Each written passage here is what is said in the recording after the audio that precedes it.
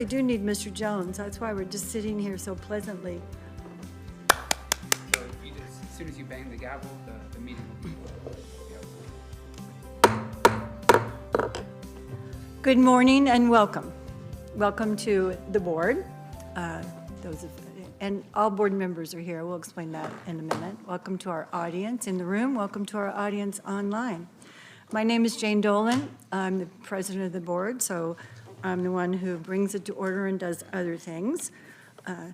So I'm going to ask and verify that those who have asked to log on online or by phone are entered. There's a nod, yes, thank you very much. And please know that our proceedings are recorded.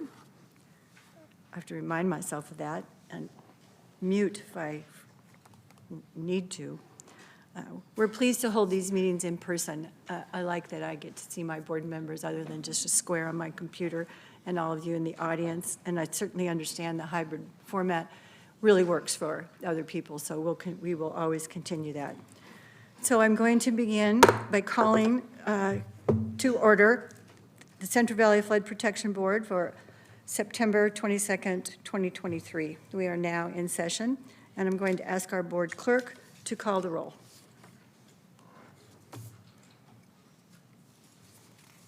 Board Member Ramirez. Here. Board Member Griego. Here. Board Member Countryman. Here. Board Member Bosler. Here. Secretary Johnson.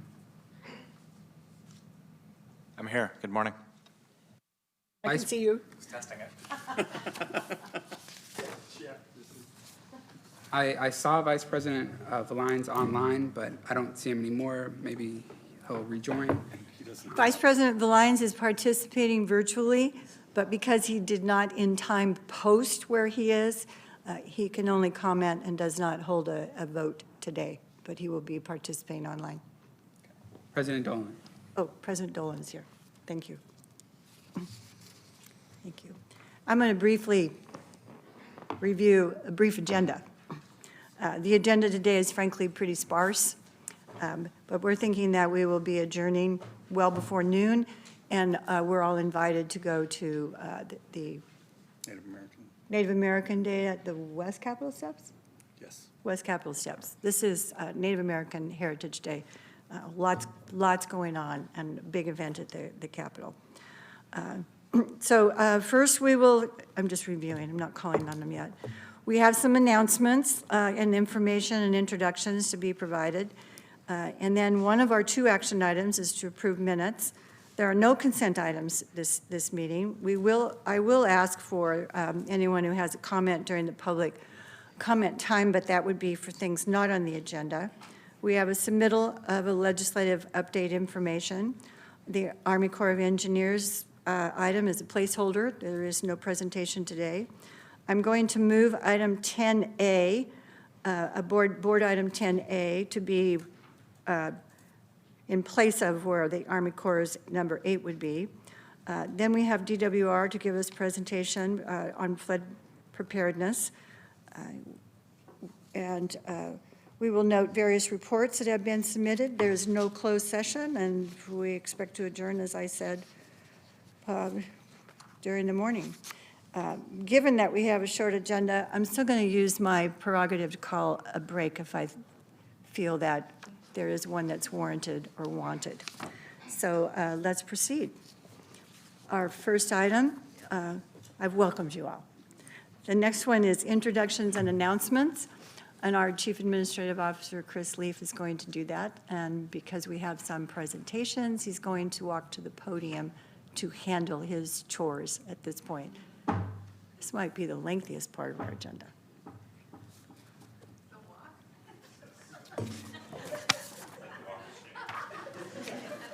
What did you say? Okay, you're all giggling and I didn't get the laugh, so we'll just, that's the way it goes. Good morning, Mr. Leaf. Good morning, Madam President and board members. I am Chris Leaf, your executive officer. I have several announcements this morning that I will go through. Oh, I did that animation. All right. The first announcement is today is Native American Day. Today's the 56th annual California Native American Day. There's an event that will be held on the west steps of the Capitol from 10 a.m. to 2 p.m., and the event is free and open to the public. Can't see. The event will feature more than 80 informational exhibitors, 25 arts and crafts vendors, a cultural heritage pavilion, food trucks, and more.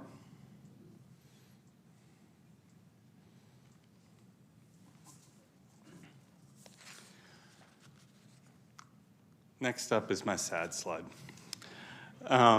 So we have two departures to announce this month.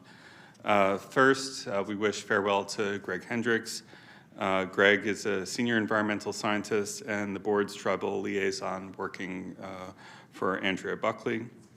We greatly appreciate Greg's efforts in both regulatory compliance and implementation of tribal outreach and consultation for the Yolo Bypass Cash Slough Partnership and the administration's ancestral lands policy. He has accepted a new position at Caltrans. He's not in the audience today, but is participating in California Native American Day at the Capitol with CNRA and DWR Tribal Affairs staff. We wish Greg luck in his new position. We do. We were glad to have him. We're sorry he's going. We wish him well. So we'll go over there and do some chatting.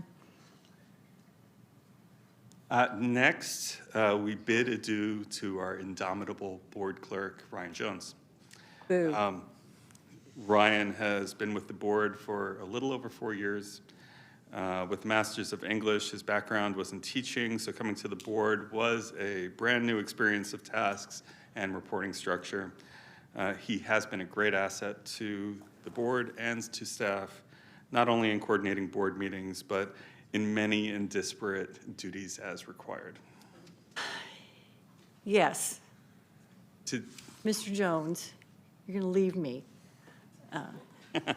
You've been, you're our utility player. You've been great. We're trying to figure out what to do once you're gone. Wish you well, though. Certainly will be a hole to fill, big hole to fill. His last day with us is today, and he starts with the Department of Healthcare Services on Monday. We certainly appreciate all his hard work and dedication over the years and wish him good fortune in all his future endeavors. Thank you, Ryan.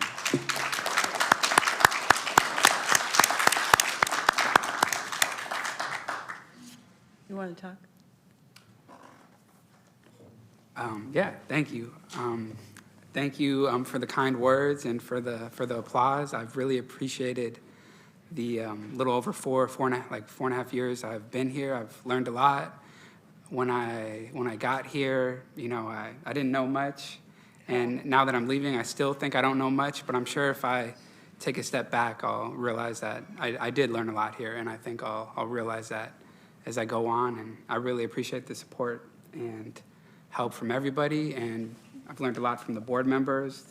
You have important jobs and important tasks that you have to do, action items, and I've, I have my master's in English, but I got my master's in public policy, I think, from being the board clerk here. So I appreciate it. Thank you. Thank you, Ryan. On a happier note, I have two welcomes to make. First, we welcome Josh Kaub. Josh joins us as a water resources engineer in the inspection section. He brings over 8 years of engineering and construction experience through his work in the private sector. He previously worked on projects such as the Bear River Setback Levee and the Three Rivers Levee Improvement Authority's Yuba Goldfields 200-year project. Josh will be covering encroachment inspections in the Feather River Basin and in the southern portion of the San Joaquin Basin, and is ready to help grow the inspection section's capabilities while working towards passing the PE exam. We're very happy to have him aboard. Welcome, Josh, and he is here.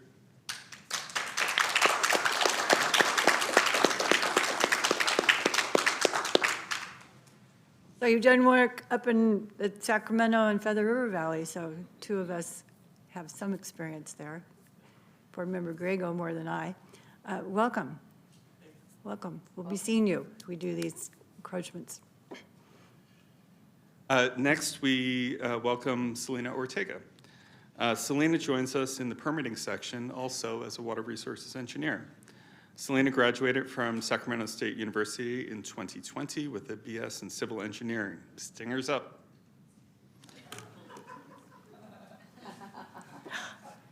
She has 6 years of experience managing California water resources with a background in project management, government finances, and data analysis. She previously worked with DWR in their State Water Project Analysis Office, and prior to that with the Water Board's Division of Financial Analysis. Selena is most looking forward to working with the applicants, though she knows it may be challenging at times. We're excited to have her with us. Welcome, Selena, and she's also in the audience.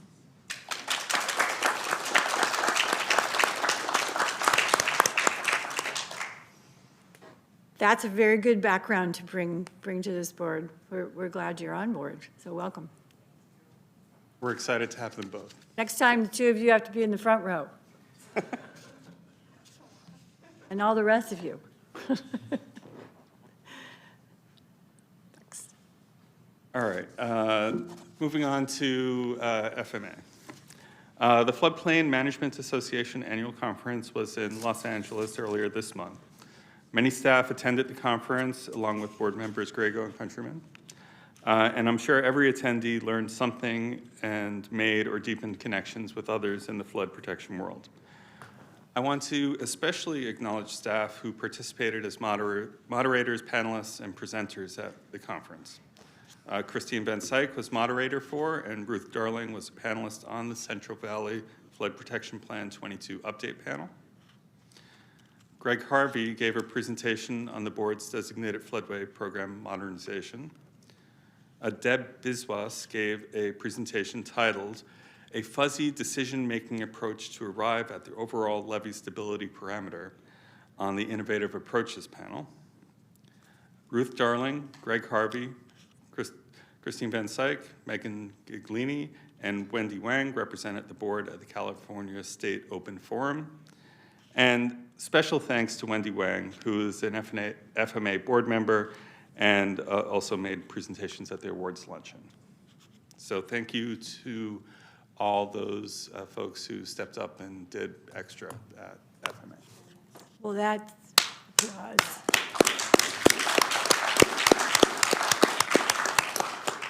That's great.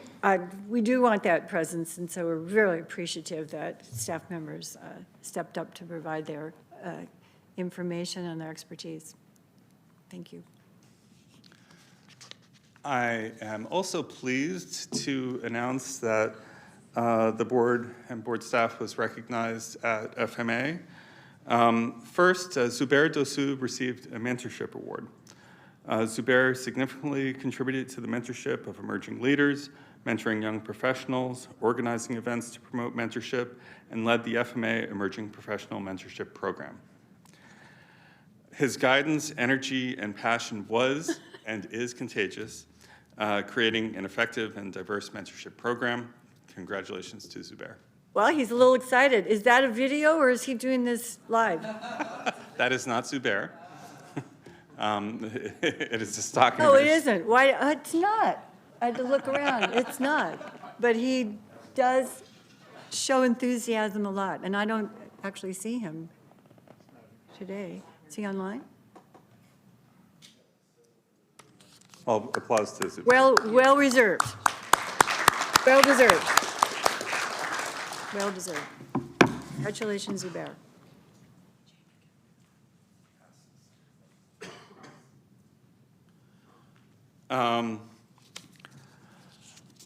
Secondly, the 2022 Central Valley Flood Protection Plan update received the Integrated Flood Management Award. This award recognizes teams or individuals who have prepared and or implemented a locally approved, state-approved, or federally approved multi-objective flood management plan.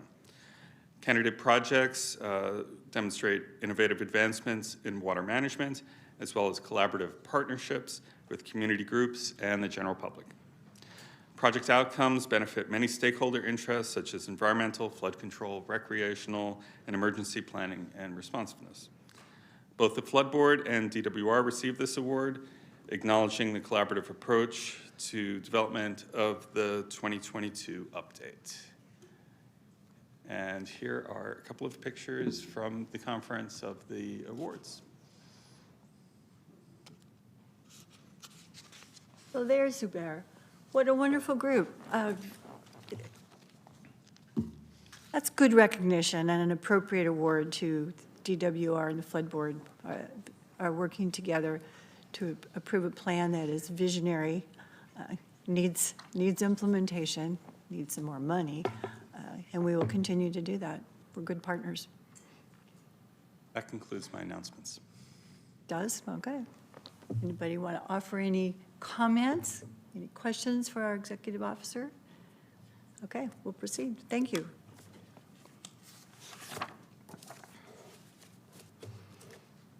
Are you ready, Mr. Secretary?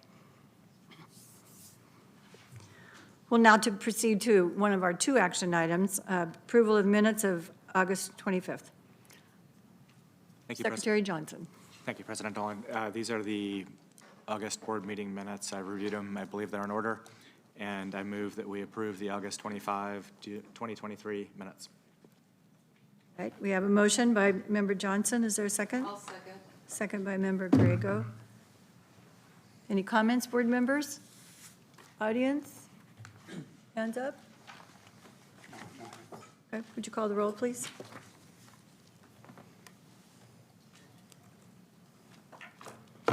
Board Member Ramirez? Aye.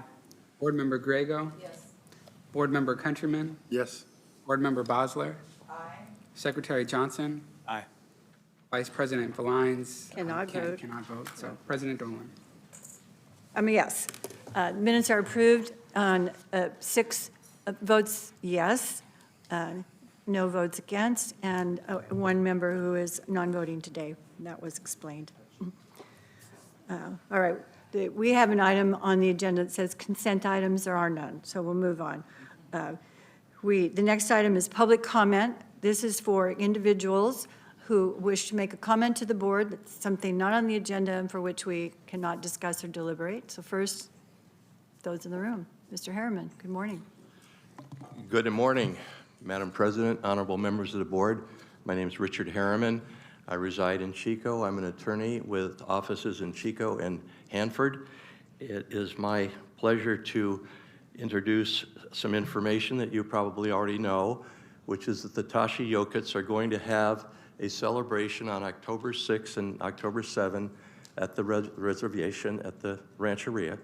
And there will be appropriate welcoming back of the lake, including a handmade reed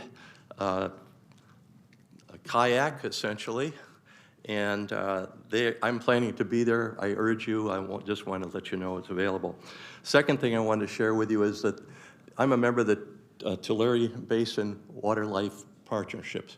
And the board met yesterday, and we wanted to let the public know that we're going to have the annual State of the Basin for the Tulare Basin on November 15. That's a Wednesday, midweek. And the information will be out and will be available on the website. It is going to be talking about the return of the lake. It's going to be talking about challenges and opportunities. We're going to be inviting all of the relevant boards and members in the area and do some meeting and conferring and partnership building. So thank you for the opportunity to give that information to you and look forward to seeing you. Oh, by the way, I apologize for missing the last meetings. I had a pre-planned family vacation where I had to absolutely go back to the Adirondacks and see Lake Champlain and Lake George and the places where I hiked and camped and canoed when I went to my 8th grade summer camp. So that's my emotional comment for today. Oh, well, it sounds like a nice trip. We don't feel sorry for you for having to go. Anyone else? Well, of course. Of course. We're going to call you our regular, Mr. Nagy. Good morning. Thank you, President Dolan, members of the board. Hi, Just Mr. a Nagy. quick one today. Tom Engler, MBK Engineers, here on behalf of the Central Why do I Valley. confuse the two of you? Here on behalf of the Central Your Valley England. Flood Control Association. I just wanted to get up today and pass on my thanks to Chris Leaf for the tour he helped us put together for the Department of Finance. We met with them and toured them around the north area part of the system, took them up the west side, across to Marysville, and back down the east side. Had participation from President Dolan. Member Griego joined us for a couple stops. And I just thought it was a great tour. Folks from the department were very engaged all day. We even gave them an out to get out early, and they wanted to stay and go the whole way, so that was pretty impressive. They asked a lot of good questions. Hopefully we got them the right answers, and now they know a little bit more about flood. But I wanted to pass on my thanks to Chris because he put a lot of work into it, and it was really him pushing to get this thing put together. It was a great tour, so wanted to let you all know about that. Thank you. Well, thank you for that. It was good, and all of you who put together presentations, the packet of information and all the maps that the Flood Control Association did, very, very helpful. Apologize, I misidentified you. I know who you are. We appreciate our executive officers' effort and work on that and other things. Anyone else in the audience? Public comment? Up? Okay, then we'll proceed. Item number 7 is legislative update, which is a written information submitted to the board. And our executive officer is going to make a comment. I am going to make a comment. Chris Leaf, your executive officer. In addition to the written report, I just wanted to mention one additional enrolled bill, which is SB 544 by Senator Laird. It's not flood related, but it will modify Bagley-Keene if it is signed to more easily allow board member remote attendance. Oh, all right. So today we have Board Member Valines, who has a family event, so that's where he is. So he's going to be online, but because he didn't post where he is, he can't vote today. So is that going to be something that would be considered? Correct. So it won't require specific notice of remote locations and has certain requirements for remote participation, such as appearing on camera and announcing any other adults in the room and what the relationships are to the member. Okay. Yeah. Moving into the 21st century. Good. I'm still struggling with that myself. All right, any other questions that we see on the legislative report in the audience? Hands up. Okay. I will state that item 8 is United States Army Corps of Engineers. It's on our agenda because it's on our agenda. That's what our chief engineers told me. They do not have a presentation today. But we are going to the board presentation, item 10A, hopefully. Where did he go? He did remember. And then we'll go back.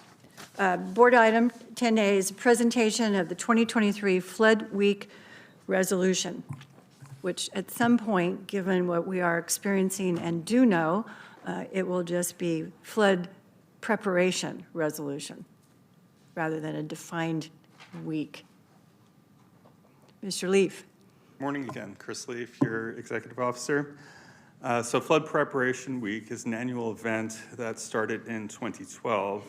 This year, it will be October 21st through the 28th.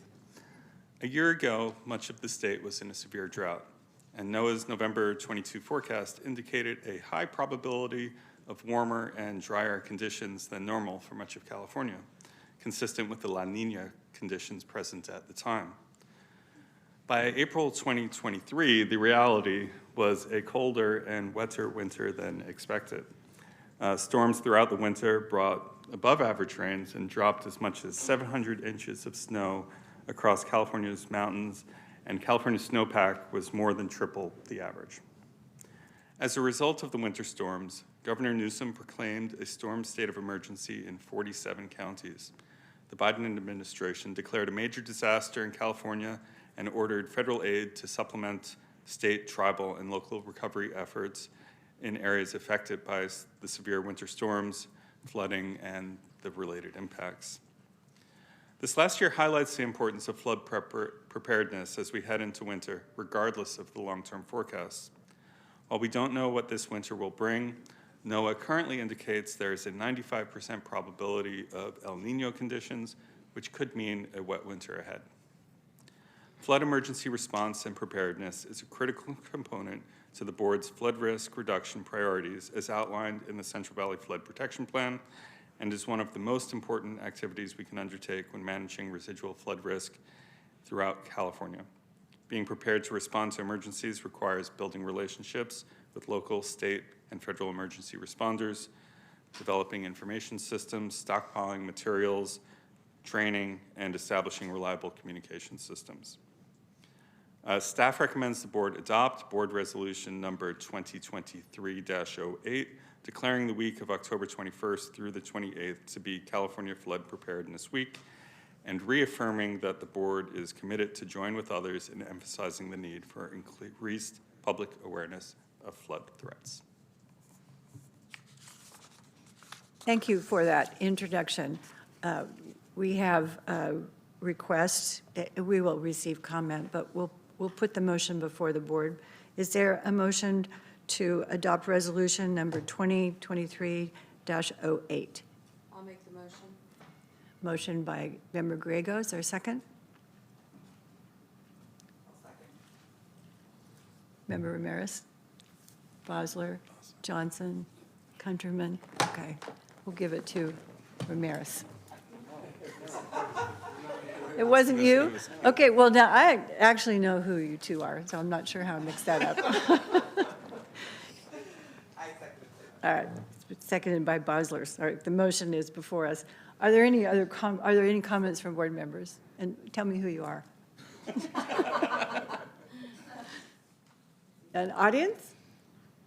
We've got some activities that are going to go on this week that we'll be doing. Okay, good morning. Good morning. Megan Nagy.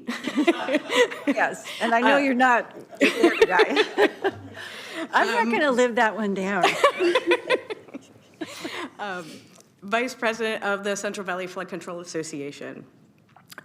While the resolution for going into Flood Awareness Week is largely a symbolic effort,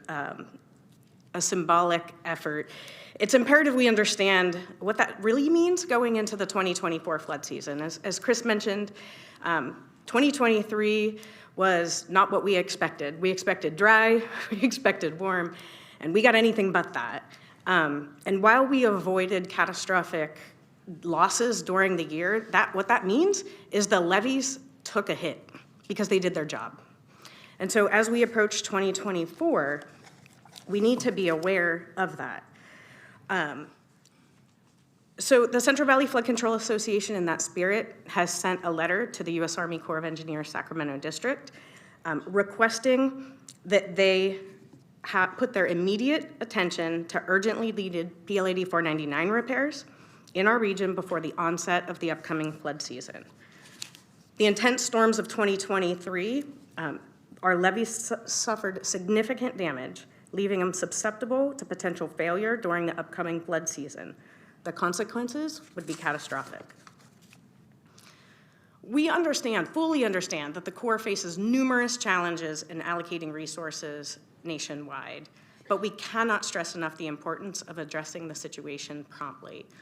Every day in delay, these emergency repairs increases the threat to our communities and exacerbates potential property damage and displacement of residents in this upcoming season. So we have respectfully requested that the Corps prioritize the emergency repairs and allocate the resources necessary to make those repairs. The local districts are out working their tails off. There were numerous downed trees, lots of surface erosion. We're doing all of the, what I'll call routine stuff to get ready for flood season, but we don't have the resources to do that and these big repairs. And if we don't get the big repairs, we can't adequately protect our communities. So I would like to request that you join us in sending a similar letter to the Army Corps of Engineers, imploring them to act promptly prior to the flood season to try to avoid as much damage as possible. Thank you.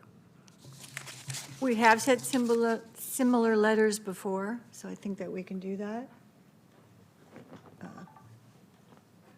Anyone not want us to do that? No, that's the whole point of us encouraging and the hard work that our local maintaining agencies do to qualify for 8499, so it's time to get the work done. Since we have a 50-50 projection that it's going to be the same as the early part of 2023. Member Grego? Yes, thank you. I just want to say thank you for that, Megan. You know, it's really important that we recognize we haven't had water on these levees in quite some time, and then to have that kind of water come in really does take a toll on the levees and the system in general. And so, you know, this particular resolution that we're looking at today, you know, we do this annually, and sometimes we just don't really recognize the value of it.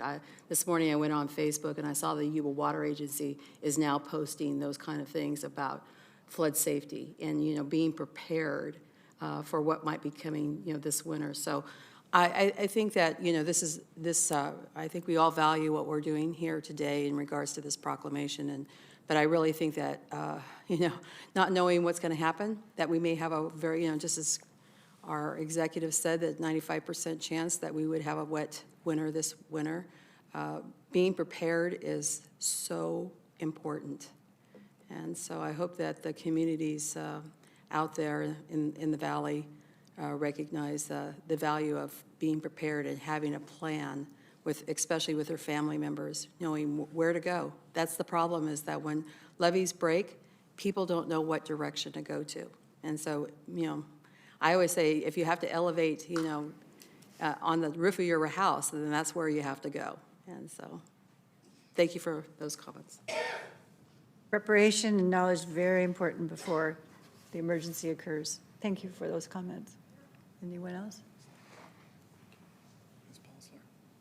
Oh, thank you for pointing out it's right here. Member Bosler. I'm not doing very well today. No, I just want to add my comments to Board Member Griego. I think sometimes these things, these weeks, you know, you're like, why is that important? But it is so hard for government or anyone to cut through with the greater population. And the more that people know about how to protect themselves, what to do in an emergency, those are really critical things, and we can't just do it when the emergency is upon us. And then also, I just think the more we can educate our communities about the risks that are inherent and where they live are important as we work to build and construct and sometimes deconstruct or set back different flood structures that we need to do that are always controversial because they're in somebody's backyard. And the more people can understand the why, and the better. So I think we should all be reflective about how we can, in our positions, use that week to really do more to get the message out about flood risk and the things that the state, in partnership with local governments and other NGO partners, are doing to help make their communities safer and more resilient to the changes in the climate that are upon us.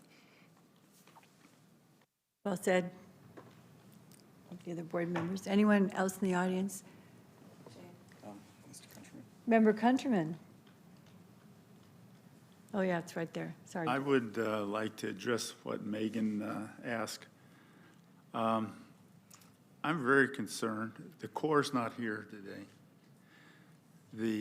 It's almost October. How much actual PL 8499 work can be done?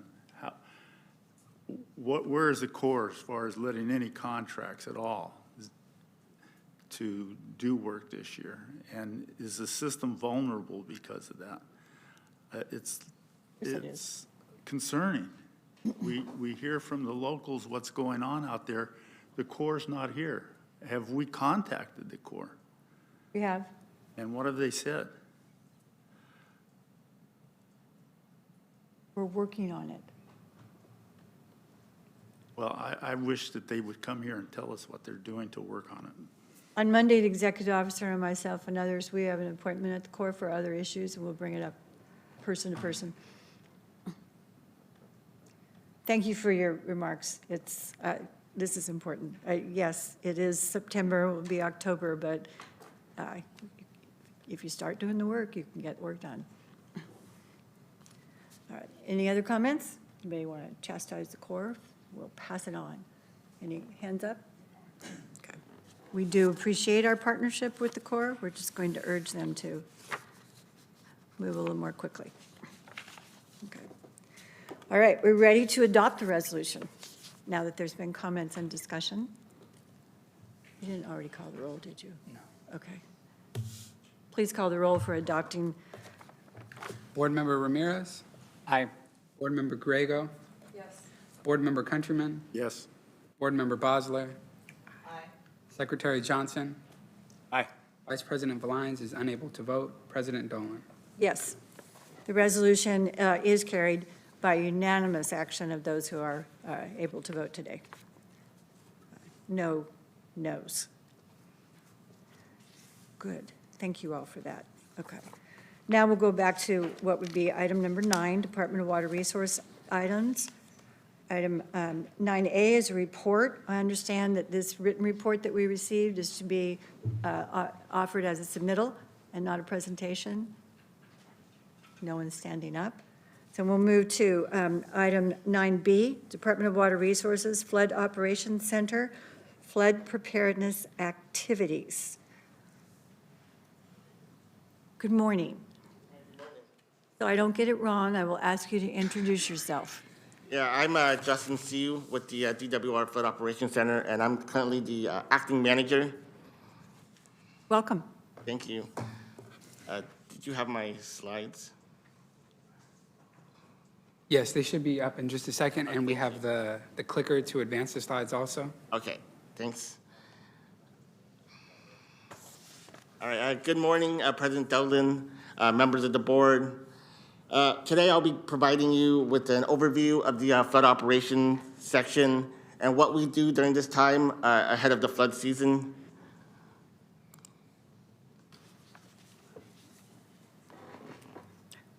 So the flood operations section staff, we work year-round to ensure that DWR, as well as local, state, and federal agencies are prepared to respond to a flood emergency.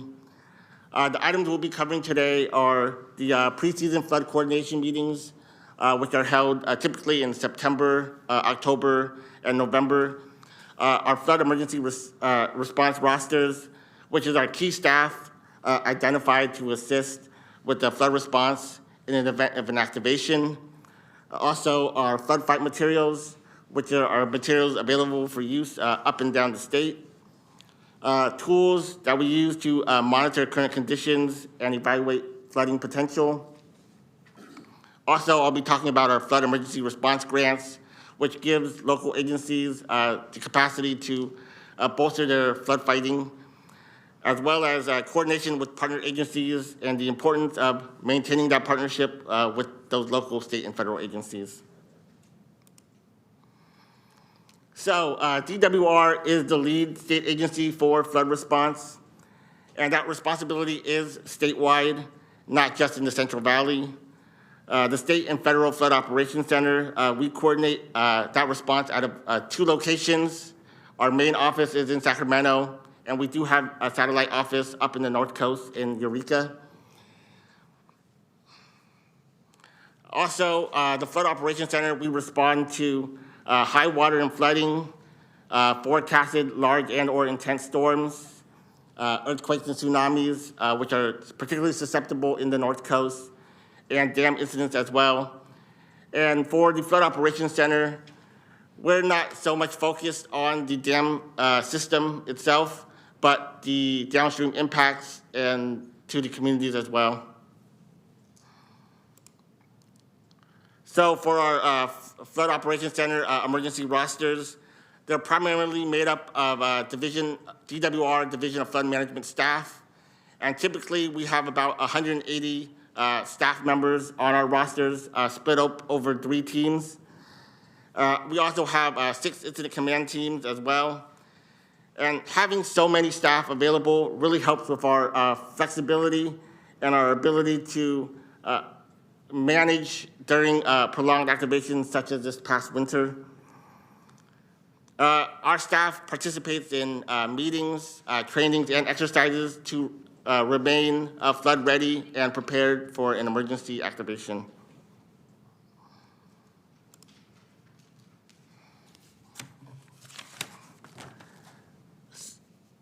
In response to the 9 atmospheric rivers, we had over the course of 3 weeks in December and January, we activated the Flood Operations Center on January 3rd through January 20th. And we deployed flood fight specialists to assist locals in assessing potential flooding areas and providing mitigation. We had CCC crews assist with Deer Creek near the Cosumnes River in Sacramento County. We deployed an incident command team and geotechnical engineers as well during this activation. We coordinated with our local, state, and federal agencies, and we provided flood fight materials as well as liaisons in various county emergency operations centers as requested. And also, during this activation, our flood operations center, peak staffing was at 169. And in addition to the Flood Operations Center, DWR also activated their Department Operations Center, State Water Projects Operations Center, and our Division of Safety of Dams Emergency Operations Center, and our staffing peaked at 258 staff members. And also, we tracked and reported on 57 incidents statewide during that time. Mr. Hsu? Uh-huh. I just wanted to comment at this time that our board staff and specialists from the Central Valley Flood Protection Board were activated and participated as well. We are poised to be partners with the Flood Op Center. Exactly. You guys were a great help during that activation. So some of the direct assistance for January, just some of our stats. We deployed 983,000 sandbags with plastic sheeting to go along with it. We also deployed 2,000 super sacks, and those are the extra large sandbags that was placed in various areas to provide protection against flooding, and heavily used in March in that Tulare Basin area as well. Also, we deployed 3,600 linear feet of muscle wall, and as you can see in the picture in the top right corner, we would deploy that in the Pajaro River between Monterey and Santa Cruz counties.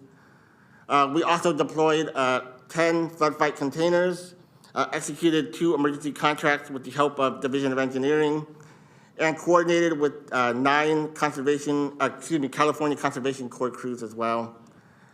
Some key concerns in January were the Cosumnes River and Deer Creek area in Sacramento County, the city of Merced and communities in that area, with Bear Creek heavily impacting and flooding those areas. Also, there was significant erosion in the San Joaquin River along the lower San Joaquin Levee District area, as well as sloughing in RD 1600.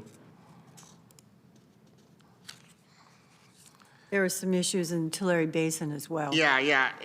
A lot of it was in the March activation too. So yeah, I'll be going into a little bit more detail about that coming up. Okay. So our response for March, we did have a brief break in atmospheric rivers in February, but we were hit with another 6 atmospheric rivers within a 3-week span in March.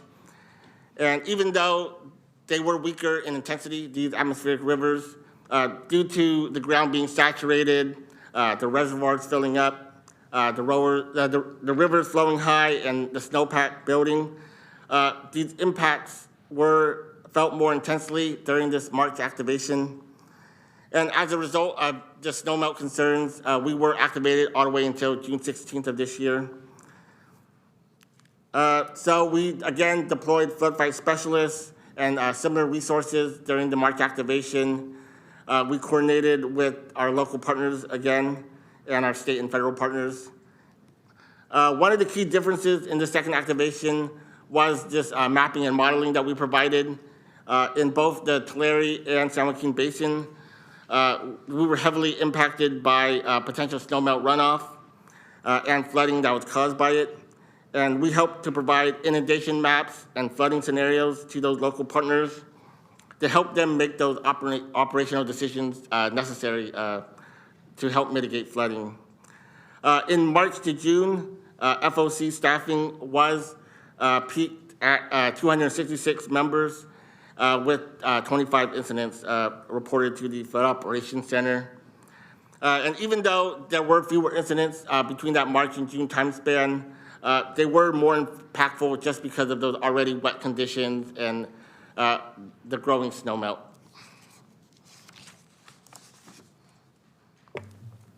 The materials that we deployed in March, we deployed 620,000 burlap sandbags, also over 300,000 plastic sandbags.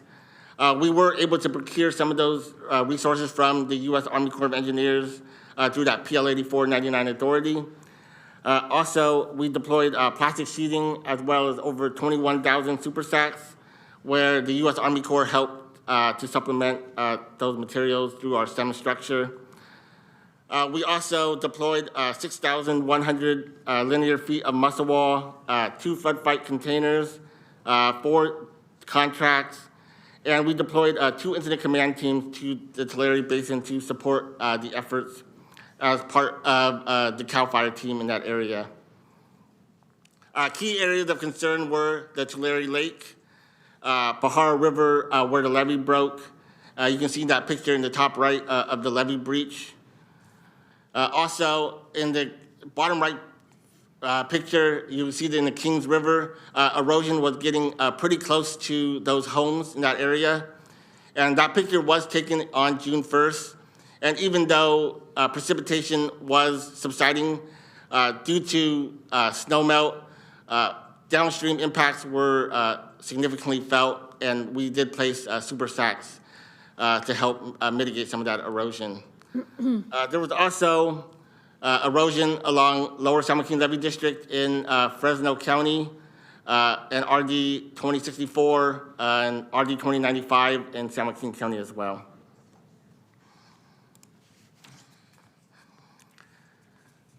So DWR, we support local emergency response efforts by maintaining a large cache of flood fight materials throughout the state.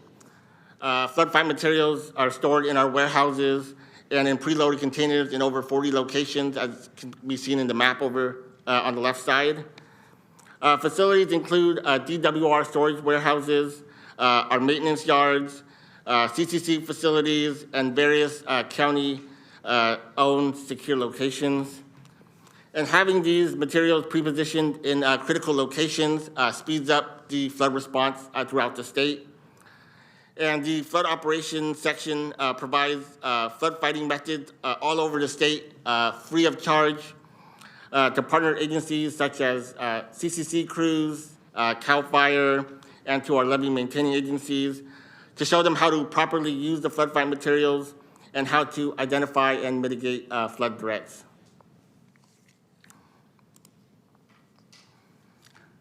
The flood operations section conducts preseason flood coordination meetings annually across the state in, like I said, September, October, and November. This year, we have 13 meetings scheduled from up in Humboldt in the north all the way down to Riverside in the south. And not only are the host counties you see here attending, but neighboring counties will attend as well. And the purpose is to share regional and local updates, review roles and responsibilities, inform local partners of available resources and how to access it. The benefits of having these preseason meetings are to communicate prior to an emergency, help everybody understand their roles, and build those critical working relationships in case of an activation or an emergency.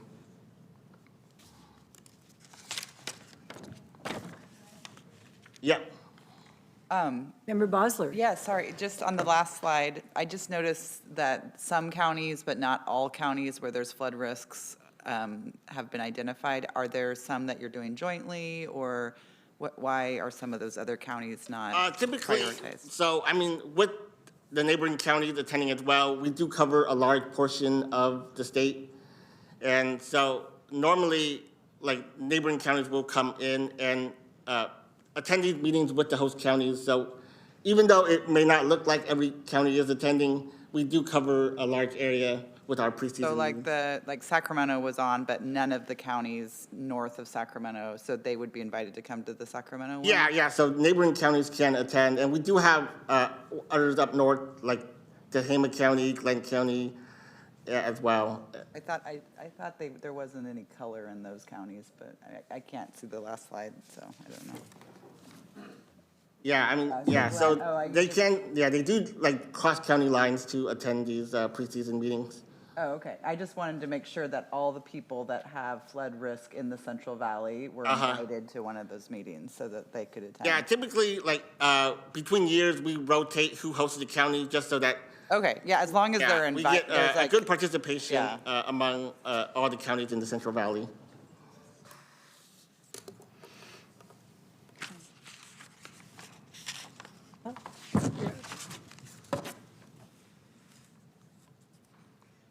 Is that the end of your presentation? No, think you bring just lost presentation it. back up again.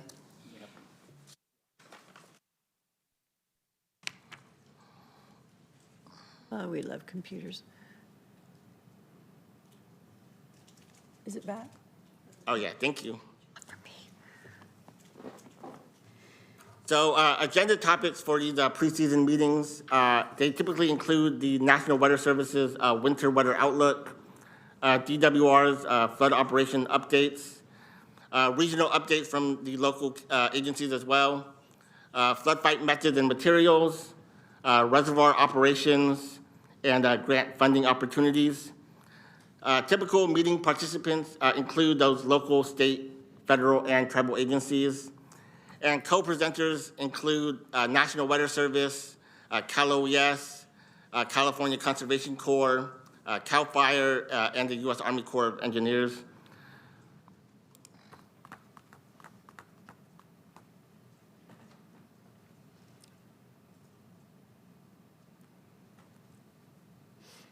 For our flood emergency response grants, since 2011, the flood operations section has provided about $45 million to local agencies across the state through our flood emergency response grants.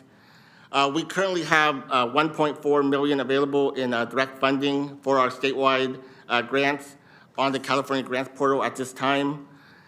This money has been used to create flood safety plans, install and upgrade gauging stations to increase situational awareness, conduct training and exercises, and for local agencies to purchase their own flood fight materials. And this funding allows local agencies to be more prepared and have a better capacity to respond to a flood emergency. Some resources that we have available, the Flood Operations Center, we use and gather and analyze and distribute information to our partner agencies. Some of those key resources are weather briefings, as you can see in the picture on the top left, where we work in partnership with National Weather Service and the California Nevada River Forecast Center to hold these weekly during flood season. They can also be held more frequently, up to daily, if there are large storms forecasted to be incoming. And these briefings are available for partners to view online and provide operational information for decision support. And they look at expected rainfall and what the resulting impacts are from the precipitation.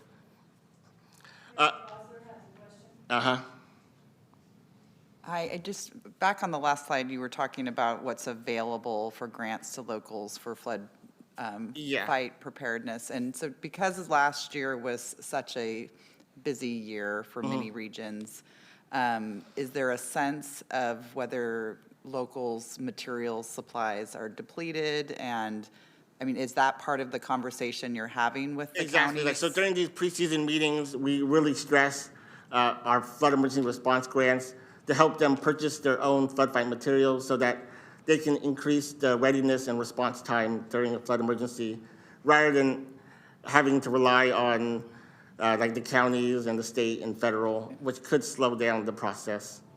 But at this point, DWR doesn't have any any sense of whether local supplies have been depleted or whether they've been able to refresh them? So for certain areas, they have been able to procure their own flood fight materials, but I do know that in certain areas, like especially in the Central Valley, where a lot of flood fight materials was used this past winter, that they have not been fully replenished at this time. But you all are procuring. Yeah, and we a do lot have our now. own stockpiles so that in case the local agencies do need assistance or support from us, we do have our inventories on hand to help distribute to them if needed. Thank you. Could I follow up on that? It would seem to me that all of us who have flood or water in the title of our responsibility have learned through the storms that have occurred since 1986, but particularly as a surprise of the early part of 2023, that we have communities that do not have the resources to buy on their own. And particularly in the San Joaquin Valley. Yeah. So I'm thinking that there's things that are staged so that it can be there instead of like, oh my gosh, I guess we have to go buy Yeah. it now.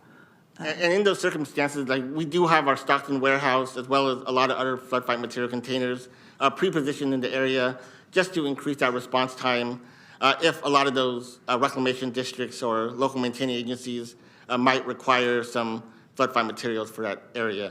No, I understand that, but I'm also talking about communities that might not have a local maintaining entity. Oh, They don't I have their own understand. incorporation.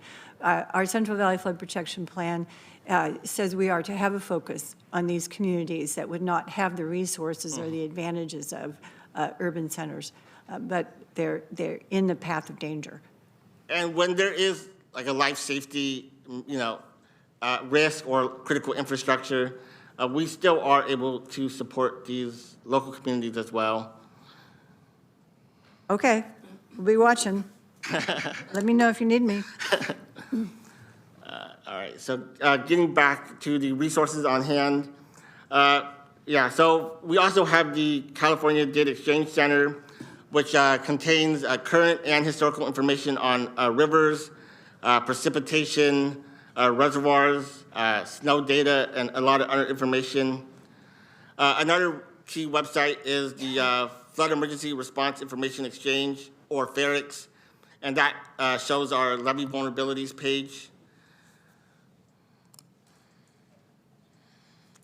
And probably one of the most important tools we have is our relationship with our partner agencies, building an understanding and competent operating picture with all levels of responsible agencies, saves time during an emergency, and enables everyone to focus on the goals of protecting life, property, and the environment.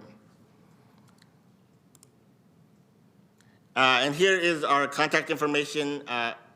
We have our 24/7 telephone number listed here, as well as our flood_center@water.ca.gov email. And you can contact us anytime if you have any questions or have any reported flood incidents that you may hear about. That's all I have today, unless you guys have any more questions. Thank you, Madam President. You mentioned that you provided map flood, I don't know if forecast flood areas or. Yeah, we did provide inundation mapping and flood scenarios, especially in that Tulare Basin and San Joaquin Basin areas. There was a couple of different scenarios. My question is though, did you use any of our designated floodway maps for this, or did you develop new maps? I think we did use those flood maps as a baseline for a lot of our inundation mapping. Use that and all the other historical data that we had on hand to help create a jump start for some of our inundation maps. That's good to hear. Thank you. Member Grego? Thank you. Thank you for your report. I've been to those pre-flooding meetings when I worked for Congressman Garamendi, and they're very useful and very informational. My question goes to, in regards to some of the questions that were asked previously by my board members about being prepared with supplies and such. but mine goes to the forecasted operations, knowing that we have a lot of water. How are you changing how we're going to be looking at reducing the elevations in the reservoirs before the storms come in? Good question. For that, I'm not familiar with that, but let me look into it and I can get back to you with more information on. And the reason I ask that question is because I've been through 2 levee failures, and I understand the value of the forecasted operation, with our reservoirs, because what happens is when we're both Oroville and Bullards are releasing water, it backs up our internal drainage, and then there's how we're flooded, without a levee breach. And so looking at how much water are in those reservoirs and how they might change that, knowing that we will have a wet year this year. I'm curious how that's going to change. So thank you. All right, thank you. We'll seek some information. Oh, someone's coming forward. Yes, we were yeah, I all do know more benefited about by, that's a terrible way to say we had reservoirs that had no water in them, but that certainly helped us when the deluge appeared in January. Correct. Good morning, President Dolan, members of the board. I'm Jeremy Hill with Department of Water Resources. I work with Justin in the Hydrology and Flood Operations branch. So to the question on reservoir conditions and how reservoirs are operated and maintained, of course, they do have to follow the Army Corps of Engineers water control manuals, so those set the top of conservation levels. So operators are maintaining levels to be consistent with that. Also, during the flood season, Justin mentioned the weather and hydrology briefings, so that includes the Army Corps of Engineers as well as reservoir operators give updates on their conditions. They look at the forecasts and are able to, give us updates on what their plans are for releases, including adjustments to those based on the forecasts. We also have specialized programs for the Yuba Feather system and for the San Joaquin system to more have increased engagement with those operators, and that's through our Forecast Coordinated Operations program. So there's lots of interaction heading into the flood season and also during the flood season on those high water events. Great. It sounds like you have flexibility to change what is just standard operations. So that's my concern. Thank you. Yes, and that is obviously coordinated through the Army Corps, who regulates those flood conservation pools. Very good. Thank you. Thank you, Member Grego. Member Bosler? I just want to clarify, so at these pre-meetings that are happening in the districts, in the counties, is all operations that line of communication? Because I think that's really important, because the people operating the dams are, in some cases, the federal government, some cases the state government, and they're not the locals, but those actions have an impact on what's coming through or to the locals. So it feels like that communication is just really important to level set even ahead of time. And then making sure everybody knows each other, because when an emergency happens, that's when you really need to be coordinated and you need to be able to pick up the phone and communicate. So I'm hoping that all those topics would be covered in those pre-meetings. Yeah, and we did create a new section for our preseason flood coordination meetings to discuss reservoir operations as well. And it really gives everyone the opportunity to discuss their concerns and if they have any questions about our drawdown levels and our outflows. Thank you, Member Bosler. I'm looking here to my right. Any other board members? Any more? Is there anyone here in the room that wants to make a comment? Mr. Siu will step aside when you come forward. Great. Good morning. Megan Nagy from Reclamation District 108, Sacramento River West Side Levee District, Knights Landing Ridge Drainage District. I wanted to hit on a couple things that I heard board members ask or say and, give you some idea of what we're doing in the regions.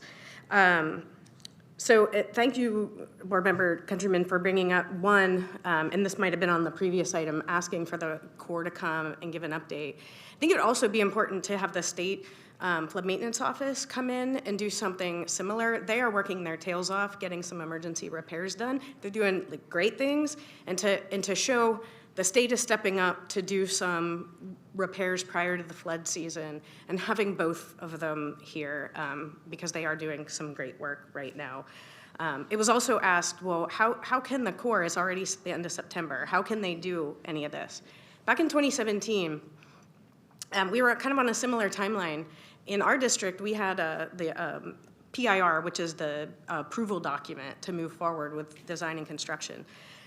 That was approved in August, and by October, the construction was done. So it's definitely possible. If there's a will, there's a way. Their authority specifically says, all aspects of work related to rehabilitation of damaged flood control works are to be addressed using all available methods of urgency, exigency, and expediency consistent with providing responsive, cost-effective assistance. It's right in their policy to do that. They also have a rehabilitation philosophy in their policy that states the principal reason that the rehabilitation inspection program exists is to ensure continuation of reliable protection, flood damage reduction for people's lives, communities, and improved property. The Corps must continue to improve upon the tradition, ensuring the integrity of the mission accomplishment process. Those are two sentences taken right out of the philosophy. They have the ability to do it, and I've seen them do it, and they can do it. So it is possible still prior to flood season. One of the things that got brought up was supplies and replenishment of supplies. At least in the mid and upper Sacramento region, RD 108 holds that emergency preparedness grants. We are actively right now purchasing supplies for all the local maintained entities in our region, not just RD 108. So we will have all of those in hand before November, and we'll be distributing those to the counties. So in the north, we will have the supplies ready. So thank you. Thank you for that. We're hoping all the RDs show that effort and foresight as RD 108 and all the others that you do. Anyone else in the room? Do you have any hands up? Deidre Desjardins. Okay. Deidre Desjardins, you can unmute yourself and we will hear your comment. Thank you. Deirdre Desjardins with California Water Research. And I just wanted to say that, as you're aware, there's anomalously warm sea surface temperatures in the North Pacific, and in fact all over the world right now. And we're likely to see atmospheric rivers are going to be traveling over oceans that are much warmer than in previous years. And particularly, it's warmed up near the coast. So we may have some very heavy precipitation with the atmospheric rivers that we have here. And I've become concerned that most jurisdictions don't have planning for extreme precipitation scenarios. The study that was done was the USGS arc storm scenario, and that hasn't been incorporated in most of the hazard mitigation plans in the Central Valley. And I'm not sure, I mean, if people are evaluating where floodwaters might go in crisis mode, it's very difficult to do deliberations and make those hard decisions that might be necessary to protect vulnerable communities.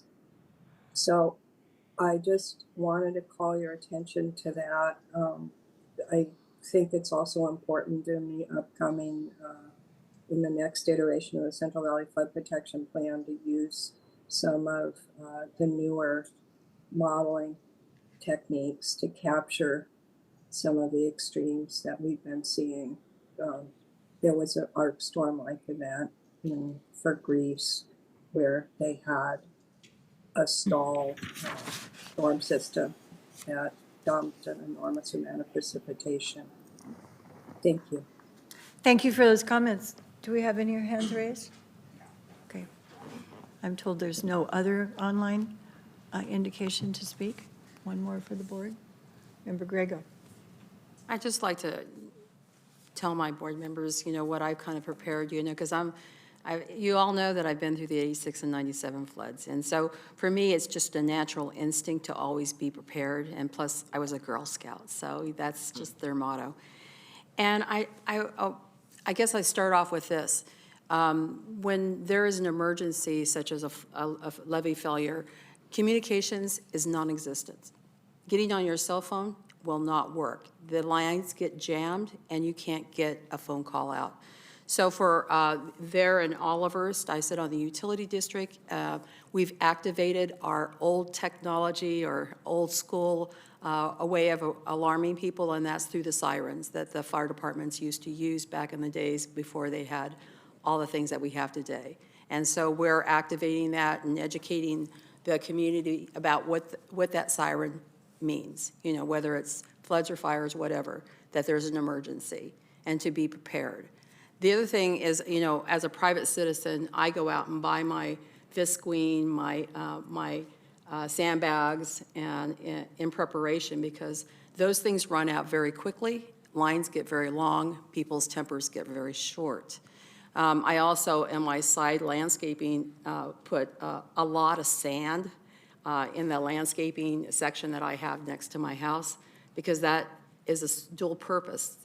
I fill those sandbags up with that sand instead of trying to stand in line. So there are things that the regular residents can do in order to alleviate some of their concerns if they have potential flooding. And it's not just from a levee failure, but it's from the internal drainage that we have to also fear when there's high water times. And so I think it's important for us to know that what DWR does is very, very important, and the local agencies for flood control. But as citizens, we have the opportunity to also try to help ourselves in regards to that. And maybe that's something the board can maybe do some education on in regards to the public. Thank you. If DWR Flood Preparedness Office wishes to have a speaker to talk at community events about how people can address their own issues, we will offer Board Member Grego. All right, that sounds good. Thank you. Thank you. For that. No, thanks for putting that, because don't sit and wait until it's upon you. It's too late. Okay. We ready to move on? I see some nodding. Okay. Thank you all. Then that takes care of items 9. We're moving to board items. We already handled one, so we're at 10B. I see we are getting prepared for a presentation. Mr. Silva, you're going to introduce this item. Yes, I will. Good morning. Good morning. Mr. Silva is of board staff. Thank you for being here. Of course. You got everybody in the front row. All right. Good morning, Board President Dolan, Vice President of Alliance, and members of the board. My name is Jamie Silva, and I am board environmental staff. I'm here to introduce Haral Doshi and Doreen Karuja, DWR Flood Projects branch staff who have been working on behalf of and in coordination with board staff on the American River Watershed Common Features Water Resources Development Act 2016 project, Sacramento River Erosion Contract 4. Haral will be providing a brief overview of the Sacramento River Erosion Contract 4 project, and Doreen will be providing an update on the supplemental environmental impact report, environmental assessment prepared for the project, and for which the board is the CEQA lead. And with that, I invite Haral and Doreen to begin their presentation. Thank you.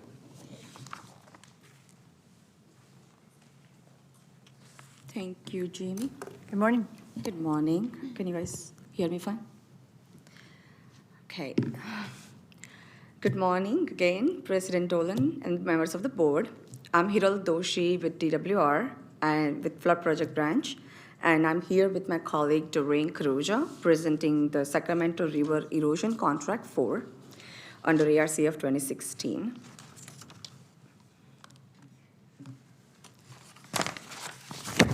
As we have done in the past, I'll be providing an overview of ARCF 2016 project that would follow with the project status update and the contract-specific updates for Sacramento River Erosion Contract 4.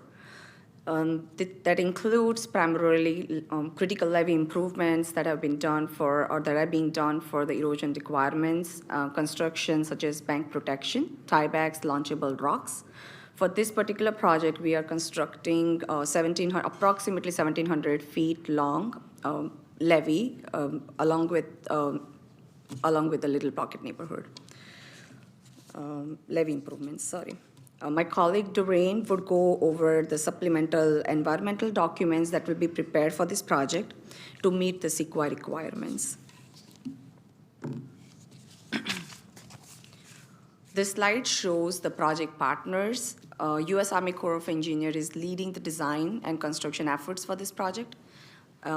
Many other agencies and consultants are coming together, supporting the design and the delivery of construction of different contracts. And non-federal partners that we have is Central Valley Flood Protection Board, Department of Water Resources, and Sacramento Area Flood Control Agency. They will be providing cost share payments, in-kind credit support, as well as the real estate requirements such as lands, easements, right-of-way, relocation and disposals, which is also commonly known as LERDs.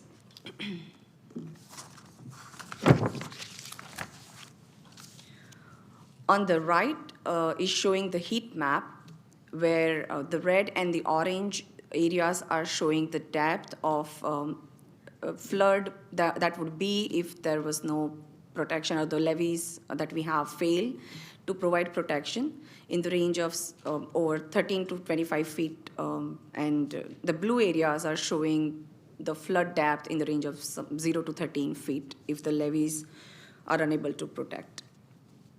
ARCF 2016 project is divided into 4 primary areas: Sacramento River East levee improvements, American River levee improvements, Sacramento Weir and bypass widening, and Northern Area stream levee improvements. This presentation is focusing on the Sacramento River East levee improvements.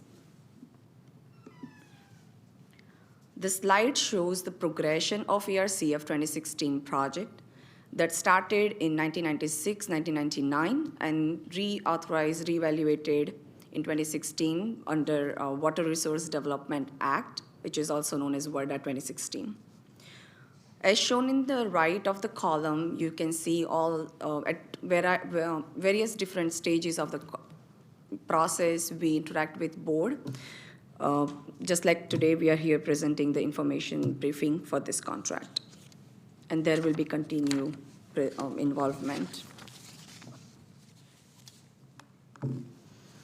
This slide is showing the full cycle of any typical U.S. project that it takes approximately 40 years to complete. It has 16 stages to finish, starting from letter of intent to project completion.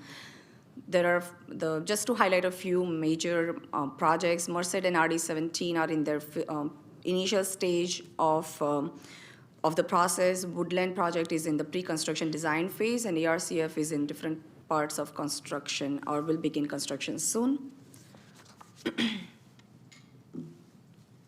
This slide is showing the ARCF 2016 authorized plan features, which includes cutoff walls, levee, bank protection, levee stabilization, levee raises, widening Sacramento River and bypass, as well as the Sacramento environmental mitigation. Under this protection, we will be providing protection to approximately 500,000 people, 125,000 structures, which equates into 62 billions of asset.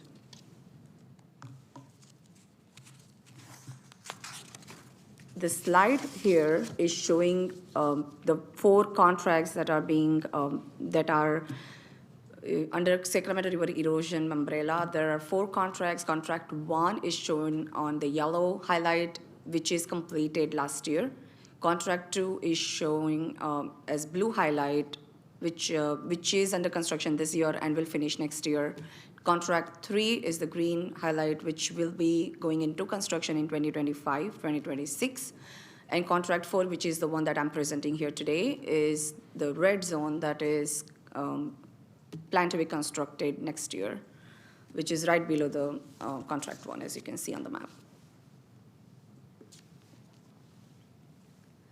On this slide, what you see here is the red line showing approximately 1,700 feet levee length by the Little Pocket neighborhood, which is what we will be improving. And construction of bank protection, tiebacks, launchable rocks will be created under that. The yellow line is showing the access road to the construction zone.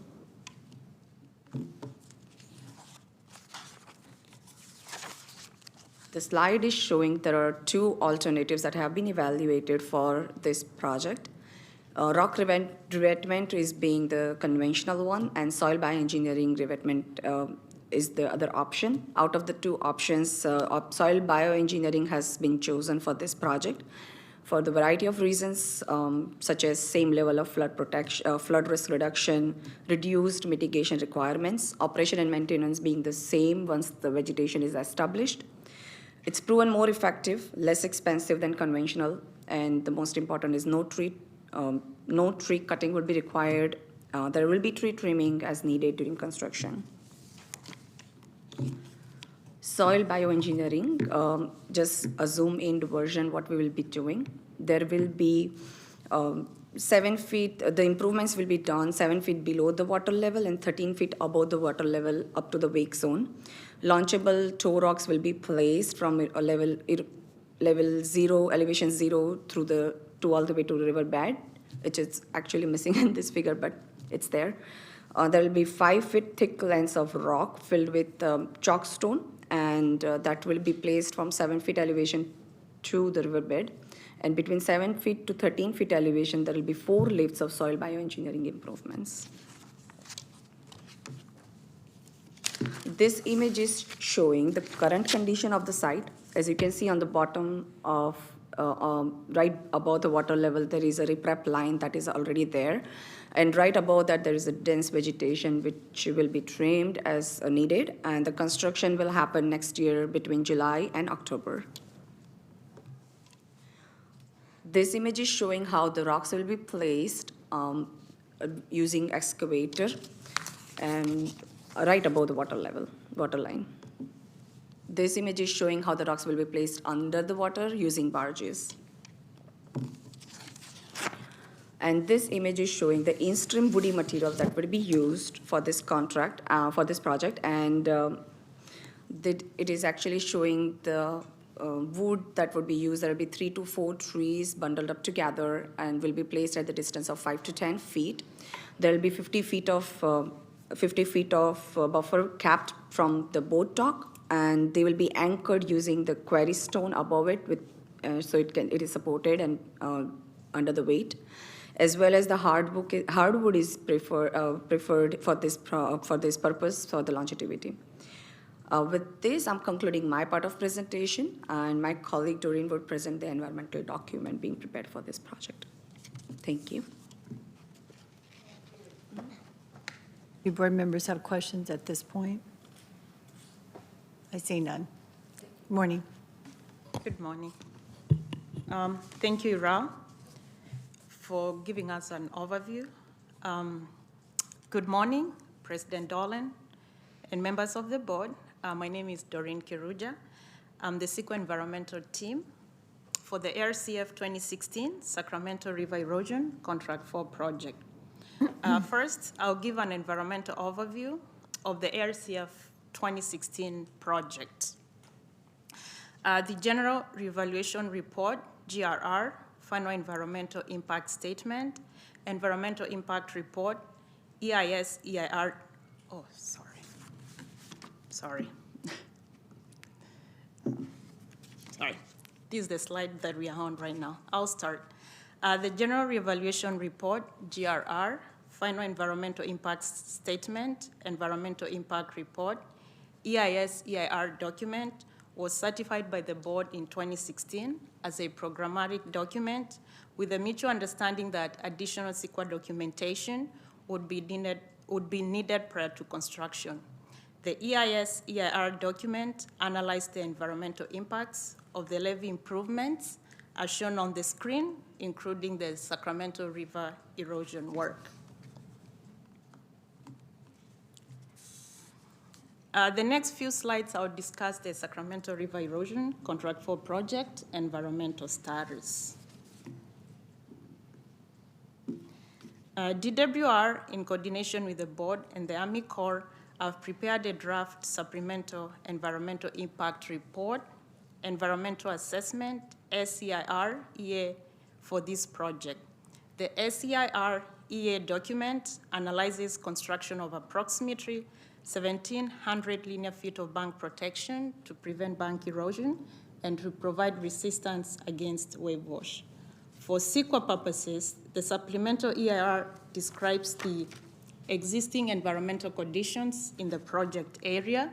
It evaluates the anticipated environmental effects of the proposed refinements and identifies mitigation measures to avoid, minimize, or mitigate any significant adverse environmental impacts to a less than significant level where feasible.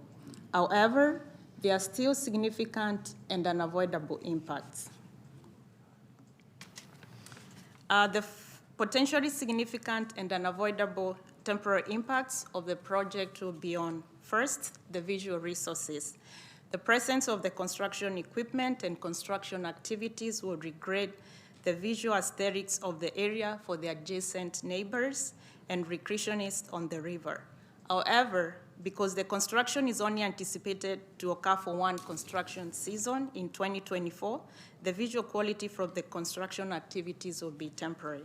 There will be no nighttime construction that is planned for this project. The security lighting at night may illuminate the adjacent residences, but the trees on the levee, along with the implementation of the light shielding measures, will reduce the impact of nighttime light to a less than significant level. The second impact is on vegetation and wildlife.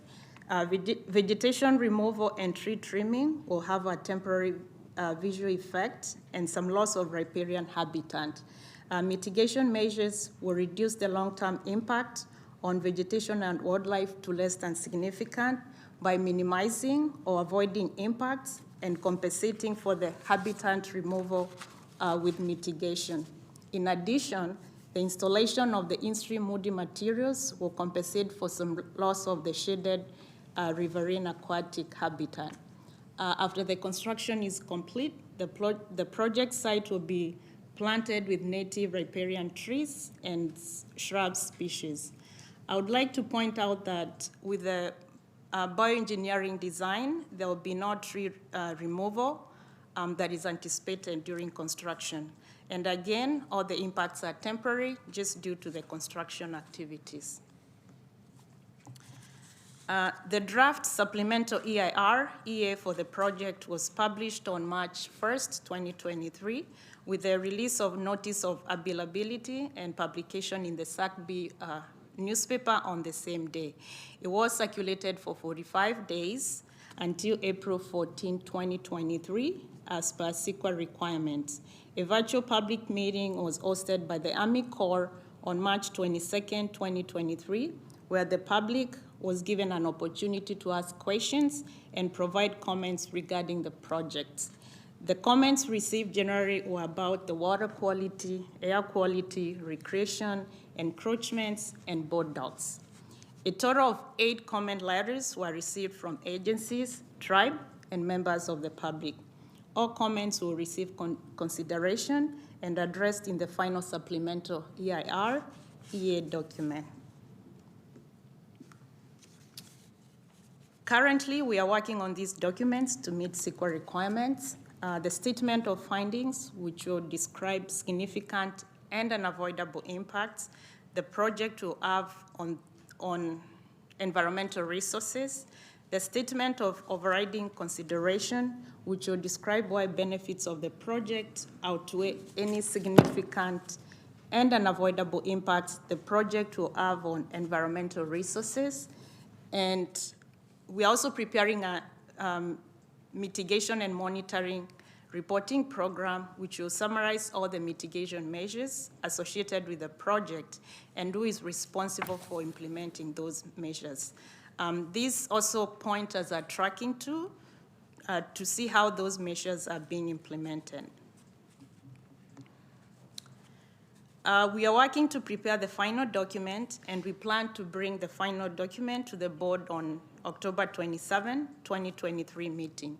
We'll ask the board for the approval of the resolution to certify the final supplemental environmental impact report, environmental assessment document, adopt the statement of findings, adopt the statement of overriding considerations, adopt the mitigation and monitoring reporting program, the MMRP, and approve the Sacramento River Erosion Contract 4 project, and also to delegate the authority to the executive officer to execute the notice of determination. That concludes our presentation. Iral and I will now take your questions. Thank you for your time. Thank you. Do we expect that to be on our agenda with the proposed request for actions next month? Yes.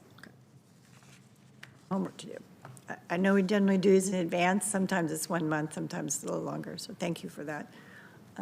Questions on this side? Comments? Member Bosler? I don't have any questions, but thank you. A great presentation, and I really liked some of the documents you put in there to put this piece in the context of the larger project. And I just think that one thing that really struck me is that it's going to be nearly 20 years since the original authorization of the project, and I think that should be a huge motivator for everyone watching, everyone involved in this field, that we've got to do better from concept to implementation. And Mr. Ramirez, I hope you don't mind, like he mentioned, and everyone, like everyone agreed from the beginning on that, right? Like that this is when it's working well, it still takes 20 years. And we can't afford to wait that long to make some of the changes that we need in the system. And so we need to figure out with the federal government how to shorten that time. But everything in your presentation was great. Thank you. Thank you. Thank you. That is a need and a challenge. Yes, it's stunning. That's longer than it takes to raise a child. Or you hope. Member Countryman. Well, that's when I kick them out. Member Countryman. Thank you. Oh, wait a second, please. Sorry. You make the statement that we're going to take out all that vegetation and we're going to put rock in, but it's going to be better in the long run. Do you have any examples of that? I know I'm not asking you to put it up now, but do we have any photographic examples of where this method has worked and after time the vegetation has come back? Yeah, sure. We do have the contracts that we recently finished, and even before, we can share those pictures before and after. You can take a look. Yeah. Thank you. I believe it. It's just that I think a lot of the public is skeptical about it, and I think it'd be helpful if we could see that. Sure. And for this particular contract, we are not removing any of the trees. We are simply trimming for the purpose of the work. So, it's not all the trees gone, but yeah. That is what the board has asked, so yes. Yes. Good. Photographic information and the secret documents would be very helpful. Totally. Thank you. Thank you for the question. Hope I didn't interrupt you. Any other comments? Anyone in the audience? Mr. Brown, are you getting up to say your staff did a good job? I'll do it for you. Anyone else? Any hands up? Deidre Desjardins, if I'm saying that right. Yeah, it's Deirdre Desjardins, with California Water Research, and I really appreciate this presentation. I did want to point out that with climate change, a 1 in 200 year level of flood protection may not be 1 in 200 years. And it's a big problem because it takes years to plan and build these projects. But to the extent, as you're doing new analyses, if we can consider the impacts on these projects and how one might modify the project to take into account the increase in frequency and level of flood flows. I think that would be very, very helpful for future flood risk reduction. Thank you. Thank you. Any other hands up? I'm told no other hands up. There's no hands up in the room, no board members nodding. So we'll conclude that item. Good information. Okay. 10C, an update on the Middle Mile Broadband Initiative. Interesting name of the effort to bring broadband to the rural parts of our state, primarily utilizing Caltrans rights-of-way and our jurisdiction. Mr. Yang. Thank you. Good morning, President Dolan and members of the board. Again, my name is Yi Guo Liang. I'm the Chief of Operations Branch with the board. Since this April, the board's Chief Engineer, Michael Wright, has provided several informational briefings to update you about the activities related to supporting the Middle Mile Broadband Network project in terms of meeting the board's regulatory obligations.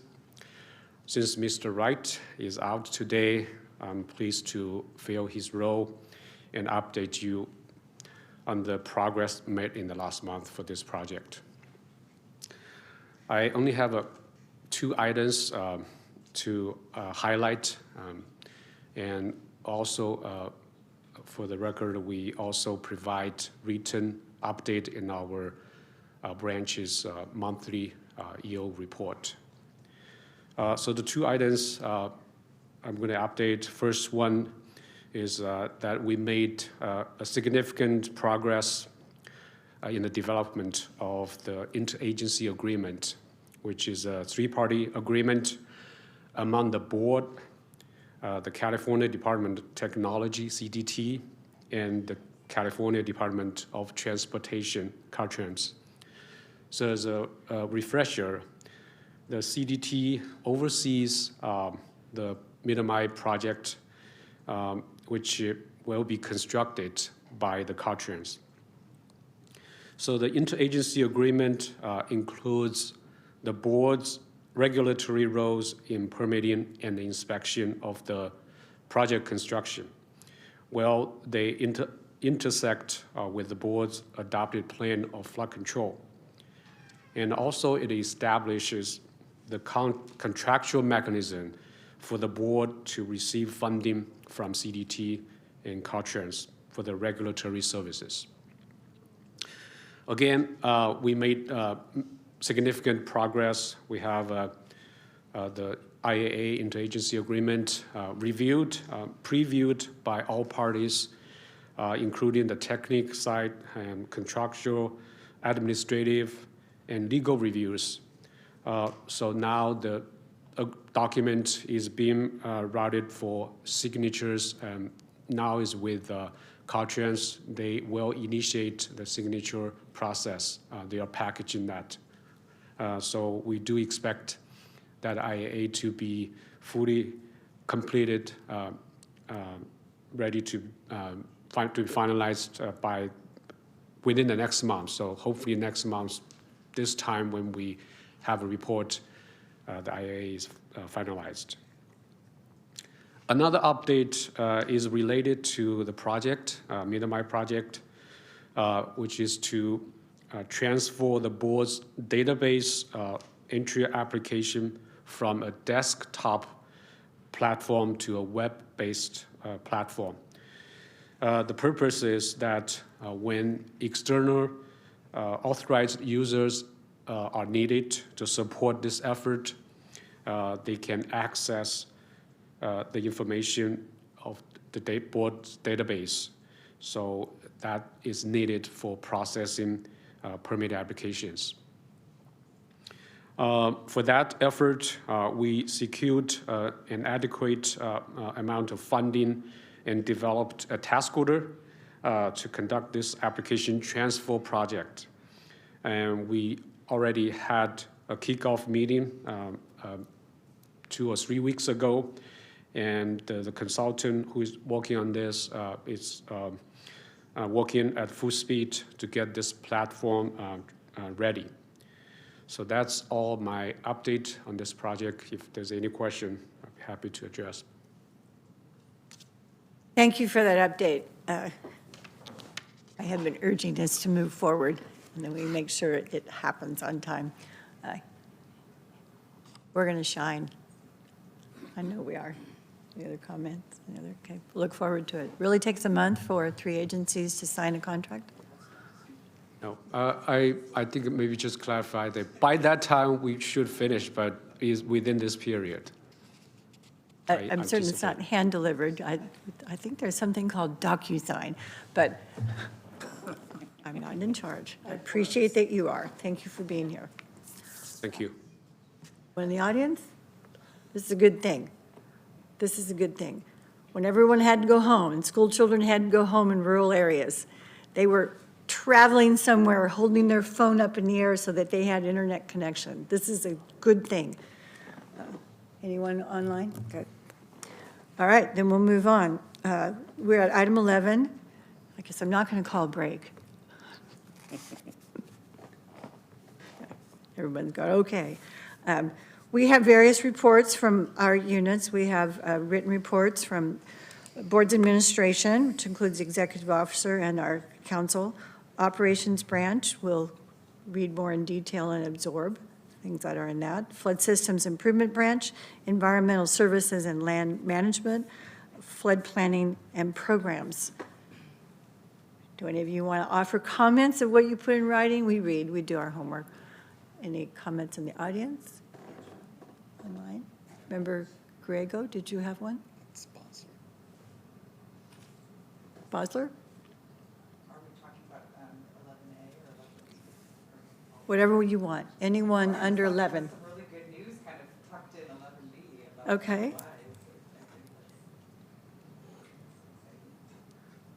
What I. There were 8 that were reported approved. Could you say that just a little bit louder? Sorry, there were 8. Sorry, I just saw that there were 8 letters of intent that were reported approved. Yeah, thank you for highlighting that, because we've been encouraging those to be approved more swiftly, so they are proceeding. We'll ask about that again on Monday. Okay, thanks. The other board members want to do that? Anyone in the audience want to talk about these reports at all? Nope. Online? No. All right. Item number 12, board comments and committee updates. Board members who attended the FMA, if you had comments, I think that'd be appropriate. Yes, thank you, Board Member Griego. I want to thank the board for letting me go to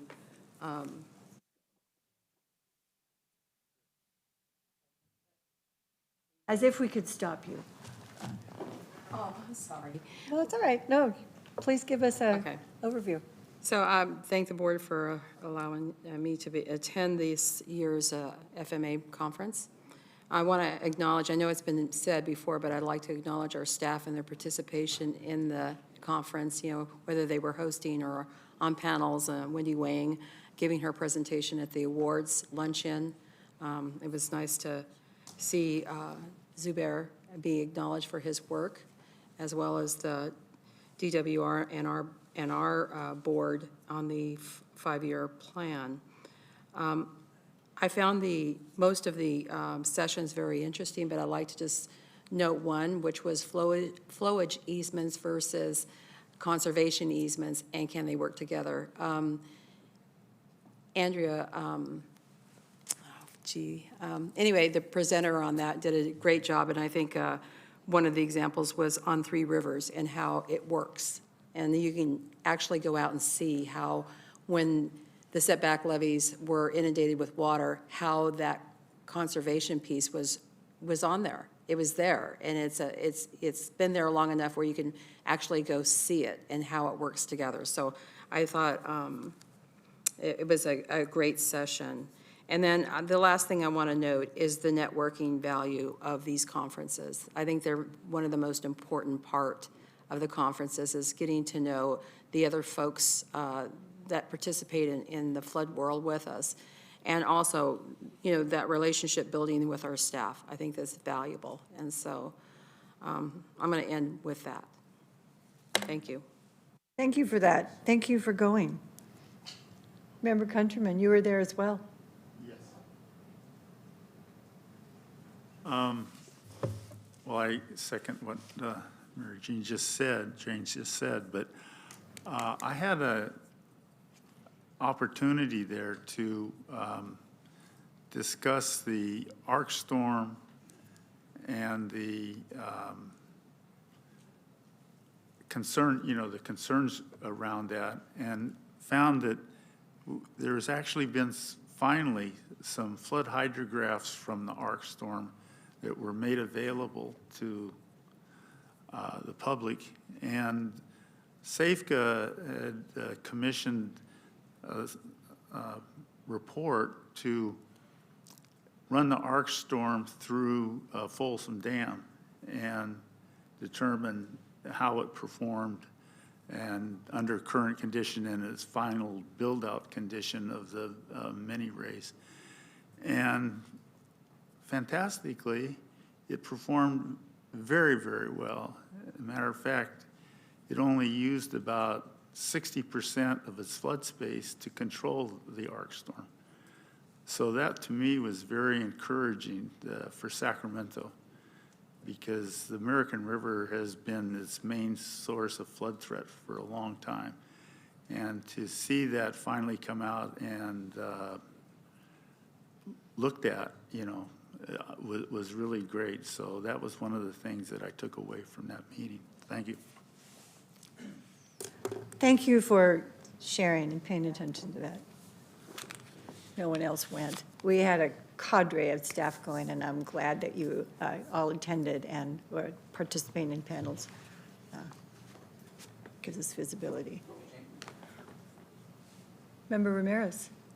Yes. Thanks. I just wanted to piggyback on what Joe said. It just gave me an idea on combining the earlier comment about the time associated with approving different parts of projects, and then on the same river, the work at Folsom. It feels like it's the one place we have a good story to tell, and it'd be worth maybe thinking about how to present that in a concise way as an example, so that other reservoirs that ring the Central Valley would have the benefit of that experience. And maybe people are talking about that and doing that, but if not, we should think about how to do that. And it'd be great to have it here. Like, there's so much that's been done for so long, and you've been a big part of this for a long time at Folsom, how the dam operation ties to the levees downstream, how they're thinking about the operational criteria in both locations and how they're connected now. I just think it's a really great example for other large rivers to be able to follow if they can. And I know they're all a little different, but still, the investment is huge, right, in the infrastructure. And it takes a lot of money to make those things happen, and a lot of political will. So I just wanted to toss that out there, and maybe we'll talk offline about how to do that and bring it back. But I think maybe you'd be a good person to help us lead that discussion. I'd be happy to. One of the things that's going on right now, Tim, in that area is Oroville and New Bullard's Bar is understudy, the Corps' understudy, looking for the coordinated forecast operation. And I mean, I don't know all the details, but I heard that one of the stumbling blocks is that DWR is concerned about a diagram that would draw the storage down below the federal flood space, if you understand what I'm saying. Yet, I know in 1997, DWR actually did that when they had a forecast for the 97 storm coming in. They drew Oroville about 50,000 acre feet below the designated flood space. So it's completely within their capacity. But again, I think attorneys have got involved and said, well, can we legally do that? And so it's such an obvious, useful, and effective way to go, but it seems like these little stumbling blocks get in the way from time to time. But we need to follow that and see where that progresses, because Oroville and New Bullards can really make great use of that coordinated forecast operation. Right, and I totally agree, and I think I'm trying to respect the lane that we're in on the downstream side with the levees, but there's such an obvious connection to how the reservoirs are operated, and just to create a forum for that might be useful all by itself, to put a little daylight on it. And I know people are being pragmatic and already maybe doing things that need to be done, but haven't been paper trailed yet because it takes longer to do that, right? So they're already moving this direction, and this might create a foundation for people to use, to work from, to build on, and to help them turn that corner. It certainly would help us on the downstream side, right? If we had that direct connection and the ability to say that the design criteria are connected and reliably operated to, including the releases, I think it's going to make the people who live in these urban areas feel a lot better, like they should in Sacramento, right? Like there's a really good reason people should feel good about what's happened in the last 20, 30 years and the investment that they've made. Excuse me. Part of the issue is we have the legacy of the 1950s. We didn't have satellites. We didn't have forecast ability for more than a day or so at the most.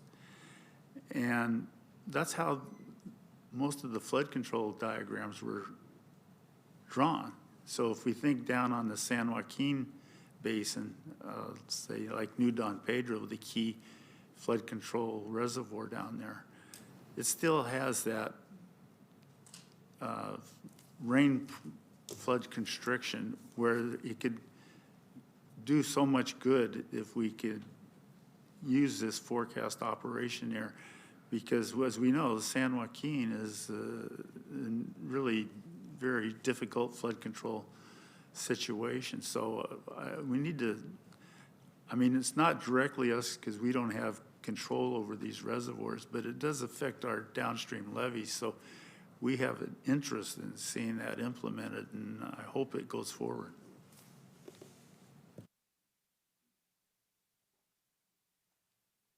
Just making notes of how we can have some workshops here on presentations, right?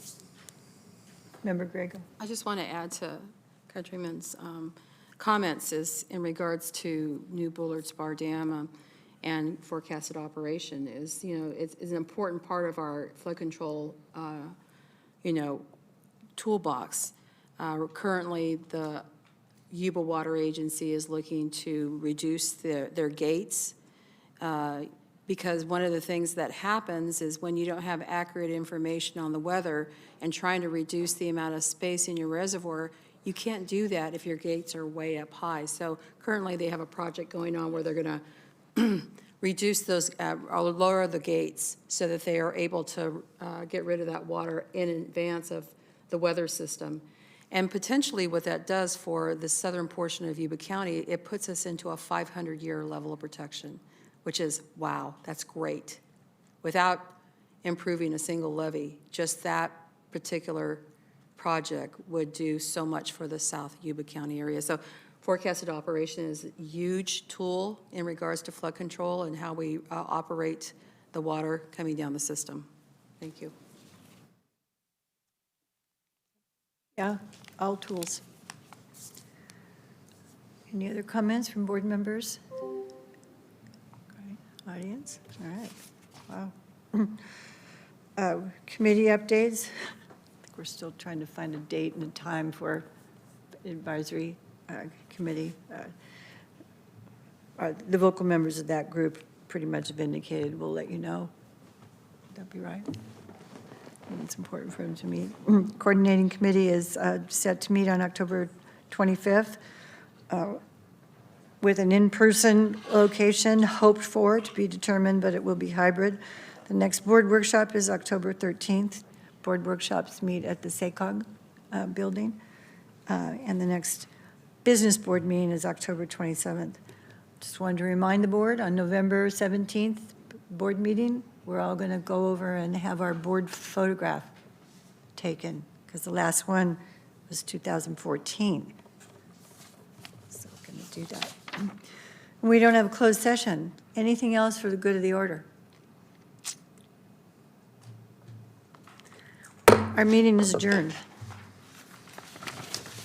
The shortest meeting ever. This is